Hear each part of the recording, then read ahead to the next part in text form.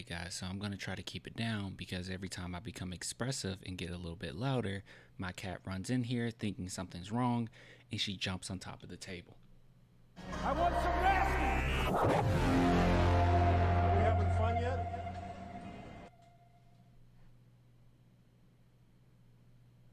I think we're good. I think we're good, boys. All right, let's go ahead and take a look here. So our boy Brian Wright, I don't know how I missed this, but this was posted not that long ago. I don't think this is recent. Maybe he said this earlier. I know he did a postseason interview that I did not see or read anything on, but so I don't know if these quotes are from that or it's recent. Doesn't really matter. Nothing's changed since the end of the season to now. So, hey, we'll take a look at it. Now, before we do, guys, please go subscribe to Spurs Invasion, my second channel. I will be uploading a video once to twice a month. And it will be edited content, scripted content. And it will be way different than this channel because obviously we do daily uploads. So it's information that's just now coming out, breaking and all that good stuff. But if you guys are interested, please go subscribe to it. Give it a nice little head start as the recording or as the point of the report. Oh my God, can I speak? At the point of this recording, I think that's what I meant to say. We're at 300 subscribers. So go ahead and help out, give it a head start. So when I do upload videos, you will get them. All right, so let's go ahead and take a look at this article here in which our boy, Brian Wright, if I can find the article, has some things to say about the San Antonio Spurs situation. So we can start here. Historically, the Spurs have never chased big-name free agents, but they plan to eventually rely on Wembanyama to attract players in San Antonio. For now, it's on the Spurs front office to figure out how it will build around its big man. And this is what Brian Wright had to say. We've always said this. Our runway is not just next season. Your runway is next season and beyond. So how do you make the appropriate moves to set yourself up for growth and improvements in the best way possible, but also maintain the longevity? And we already know Wright has been masterful as far as setting us up for this rebuild. Me personally, it's really hard for me to critique too much. I think it's been going very well, actually. Grabbing Wembanyama, I think Vassell and Sohan were great picks, and yeah, we're going in a good direction. But he says it's a brick by brick thing that we have to do here.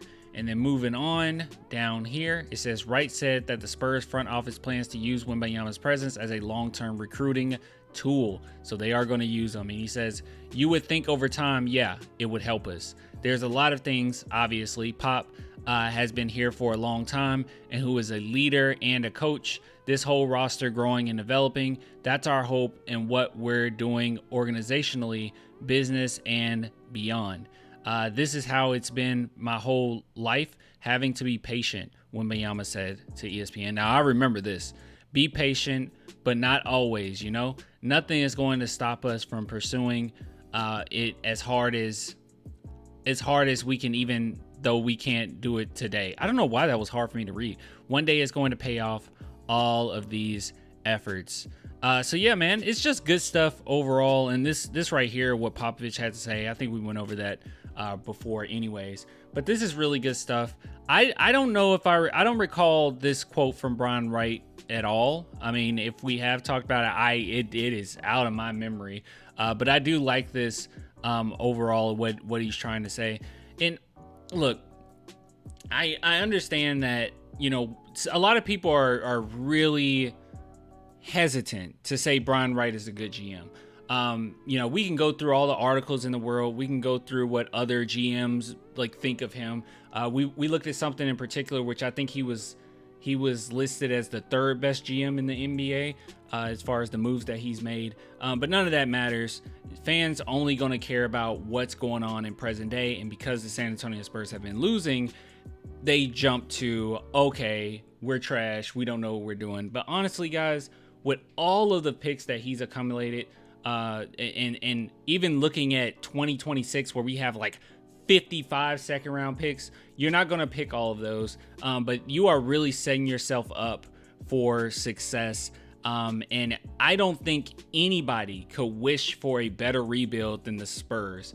And I'm not going to sit back and just say, hey, we need to be content with anything that this franchise does.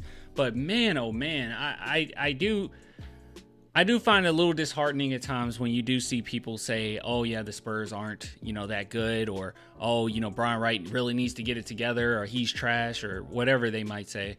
I really find that disheartening, especially from a franchise that's been doing it the right way for so long. And even recently, I think you couldn't have asked for a better rebuild.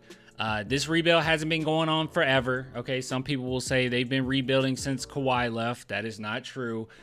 Spurs and Spurs fans alike all thought, and if you go back, I know we have revisionist history sometimes, but if you go back, you'll recall that we all thought the team could go pretty far, right? We were like, oh, we're still competitive. We were delusional, but we did think, oh yeah, they're still competitive with DeMar DeRozan and LA and with Popovich, and he can make anything happen. That is not true.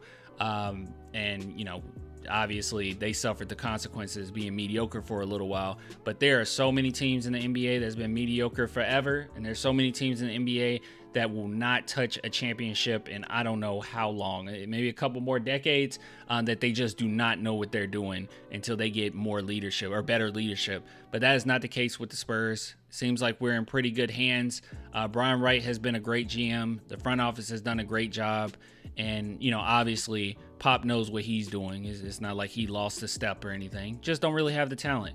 But if you watch this season and you got to the end of it, okay, because I know a lot of people dropped out at the middle, okay, but if you made it to the end of it, you saw a team getting better and better and better to the point where they were genuinely a tough team to beat by the end of the season, even with the lack of talent that I think that we have. And, obviously we got to add more and guys got to grow and everything like that. But anyways, that's all I really have to say. If you guys are, like I said, if you're interested at all in supporting the second channel, please go subscribe. I'll leave the link underneath this video. I'll get with you guys later, man. And yeah, until next time, bye.